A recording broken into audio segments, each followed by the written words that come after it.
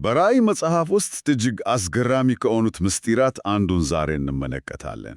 አዎ በጣም ሐዋርያው ዮሐንስ ሊመዘገባቸው ያልተፈቀደለት 7 ነጎድጓዶች የተናገሩት ነገር አለ።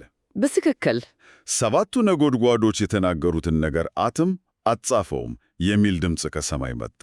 ተሰምቷል፣ ግን አልተጻፈም። ይህ ነው ነገሩን ሁሉም ምስጢራዊ የሚያደርገው። ታዲያ ይህ የታተመ መልእክት ምን ሊሆን ይችላል? ዛሬ በቀረበልን ሰነድ ላይ ተመሰረትን ይህንን ምስጢር ለመፍታት በሚሞክር ትንታኔ ላይ እናተኩራለን። የዛሬው ትንታኔ ዋና ዓላማም ይኸው ነው። ይህንን የታተመ መልእክት እንደ ጠፋ ነገር ሳይሆን ከሌሎች የራእይ መጽሐፍ ቁልፍ ጽንሰ ሐሳቦች ጋር እንዴት እንደሚተሳሰር ማሳየት ነው። ከምን ጋር ለምሳሌ? ያው በተለይም ከትንሿ መጽሐፍ ከ144,000 እና ከዘላለማዊው ወንጌል ጋር ያለውን ግንኙነትን ፈትሻለን። እሺ።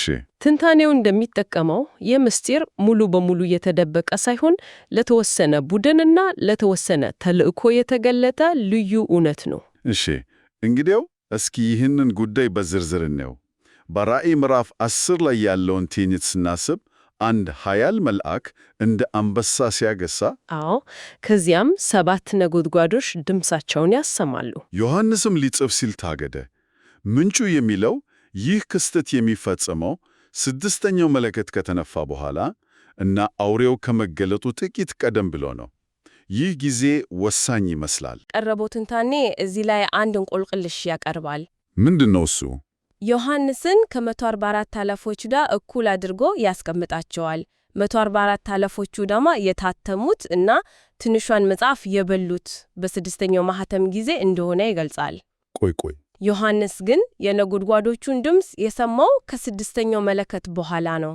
ይሄ ማለት እኮ የጊዜ ልዩነት አለ። 144 አለፎቹ መልእክታቸውን የተቀበሉት ቀደም ብሎ ነው፣ በ6ኛው ማኅተም ጊዜ። በትክክል። ዮሐንስ ግን የሰማው ከዛ በኋላ ነው። ታዲያ የነጎድጓዶቹ መልእክት አዲስ ነገር ነው ወይስ? ይህ ነው የትንታኔው ማዕከል። ምንጩ እንደሚለው አዲስ መልእክት አይደለም። እሺ። ይልቁንም አስቀድሞ ለ144 አለፎቹ የተሰጠው መልእክት ይፋ የሚሆንበት የሚንቀሳቀስበት ጊዜ መድረሱን የሚያመለክት ምልክት ነው። ማለትሽ እንደ መነሻ ትእዛዝ ነው።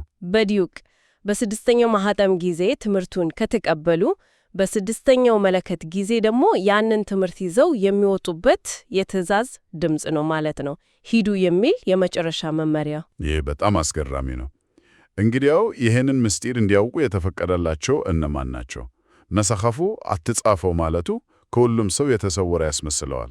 አዎ፣ ነገር ግን የቀረበው ትንታኔ አንድ አስገራሚ መላምት ያቀርባል።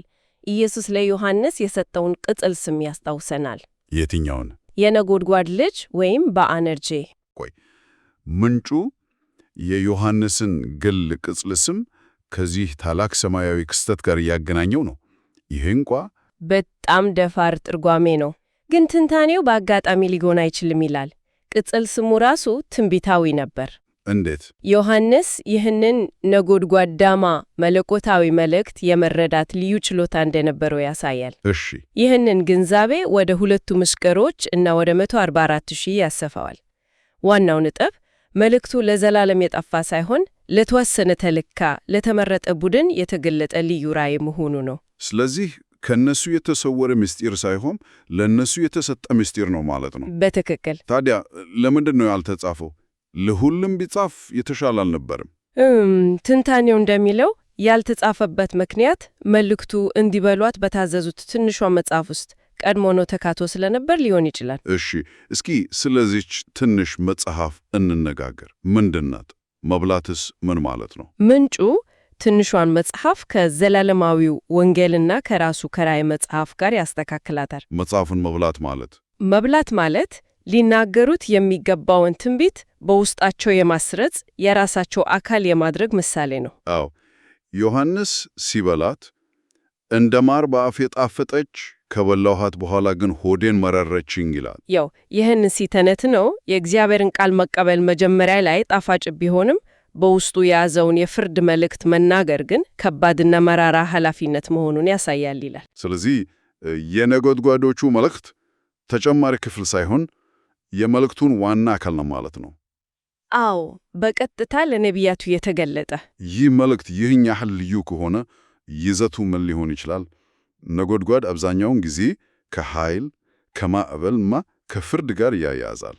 በትክክል የቀረበው ትንታኔ ከነቢዩ ሕዝቅኤል ጋር አንድ አስገራሚ ንጽጽር ያደርጋል። ሕዝቅኤል? አዎ፣ ይህ ቁልፍ ግንኙነት ነው። ሕዝቅኤልም እንዲበላት የተሰጠችው ጥቅል መጽሐፍ በልቅሶና በዋይታ በጩኸትም የተሞላች ነበረች። ከዚያም የፍርድ ቃልን ተነበየ። እሺ። ትንታኔው እንደሚከራከረው የትንሿ መጽሐፍና የነጎድጓዶቹ መልእክት ተመሳሳይ ይዘት አላቸው። ይህም በመጨረሻው ዘመን በክፉ ሥርዓቶች ላይ የሚመጣውን ሐዘንና ጥፋት የሚተነብይ ነው። ይህ ማለት መልእክቱ የምሥራች ሳይሆን ከባድ የፍርድ ማስጠንቀቂያ ነው ማለት ነው። በትክክል ይህንን መልእክት በራእይ 14 ላይ ከሚገኘውና 14043ቱ ብቻ ሊማሩት ከሚችሉት አዲስ መዝሙር ጋርም ያገናኘዋል። መዝሙር ሲባል ውብ ነገር ይመስላል። አዎ፣ ግን ምንጩ እንደሚለው ትንቢታቸው የሰይጣንን ሰራዊት ያደቃል ይላል። ታዲያ መዝሙሩ የመንፈሳዊ ጦርነት መሳሪያ ነው? በፍጹም። አዲስ መዝሙር የተባለው ትንቢቱ ራሱ ነው። ድምፁም እንደ ነጎድጓድ እና እንደ በገና ድምፅ ተገልጿል። አሁንም ነጎድጓድ የሚለው ቃል መጣ። አዎ፣ ይህ የ144 ሺዎቹ ልዩ መልእክትና መሳሪያቸው ነው። ግን የበገና ድምፅና የነጎድጓድ ድምፅ እንዴት ይጣጠማሉ? አንዱ የፍርድ ሌላው የሰላም ይመስላል። ትንታኔው እንደሚለው የሁለቱ ድምፆች ጥምረት የመልእክቱን ድርብ ተፈጥሮ ያሳያል። ነጎድጓዱ የፍርዱን ክብደት ሲያሳይ፣ የበገናው ድምፅ ደግሞ ፍርዱ የሚመጣው ከጽድቅና ከቅድስና ምንጭ መሆኑን ያመለክታል። ስርዓት ያለው መለኮታዊ ውሳኔ ነው ማለት ነው። አዎ፣ በንዴት የተሞላው ሁከት ሳይሆን። እናም ይህ ትንቢት የሚታወጀው በአውሬው የግዛት ዘመን ሲሆን ምንጩ የመጀመሪያው ትንሣኤ ብሎ ከሚጠራው የመጨረሻው መከር በፊት እንደ መጨረሻ ማስጠንቀቂያ ሆኖ ያገለግላል። ስለዚህ መዝሙሩ ለውበት ሳይሆን ለውጊያ ነው። በትክክል። እሺ፣ ይህ ሁሉ ወዴት እያመራ ነው? ዮሐንስ እነዚህን ያልተጻፉ ነጎድጓዶች ከሰማ በኋላ አንድ ኃያል መልአክ ከእንግዲህ ወዲህ ጊዜ አይሆንም ሲል ይምላል። ይህ ሁሉ እያመራ ያለው ወደ የእግዚአብሔር ምስጢር ፍጻሜ ነው። የእግዚአብሔር ምስጢር? አዎ። ትንታኔው ይህም ምስጢር ከቅዱሳን የመጀመሪያ ትንሣኤ ጋር ያያይዘዋል። መሐላው ደግሞ የነገሩን እርግጠኝነትና ቅርብ መሆን ያመለክታል። ከእንግዲህ መዘገየት የለም እንደማለት ነው። በትክክል። የነጎድጓዶቹን መስማት እና የ144 ሺዎችን ትንቢት መናገር ለዚያ ታላቅ ክስተት የመጨረሻው ዝግጅት ነው። የመጨረሻ እና ወሳኝ ማስጠንቀቂያ። ታዲያ ይህንን ከሌላ የመጽሐፍ ቅዱስ ክፍል ጋር ያገናኘዋል? አዎ፣ ትንታኔው ከነቢዩ አሞስ ቃል ጋር ያገናኘዋል። እግዚአብሔር ምስጢሩን ለባሪያዎቹ ለነቢያት ሳይገልጥ ምንም አያደርግ። ሁልጊዜ መጀመሪያ ያስታውቃል ማለት ነው። አዎ፣ 7ቱ ነጎድጓዶች ያው መጨረሻና ወሳኝ የሆነ መግለጥ ናቸው። በጣም አስገራሚ ነው። ስለዚህ በምስጢር የተታተመ መስሎ የጀመረው መልእክት በዚህ ትንታኔ መሠረት የመጨረሻውን ትንቢት ያንቀሳቀስ ዋና ኃይል ሆኖ እናገኘዋለን። አዎ፣ የጠፋ መረጃ ሳይሆን ለልዩ መልእክተኞች የተሰጠ ልዩ እውነት ነው። የውይይቱን ትኩረት ከማናውቀው ነገር ይልቅ ማን ሊያውቀው ይገባልና ለምን ወደሚለው ጥያቄ ያዞረዋል። በትክክል።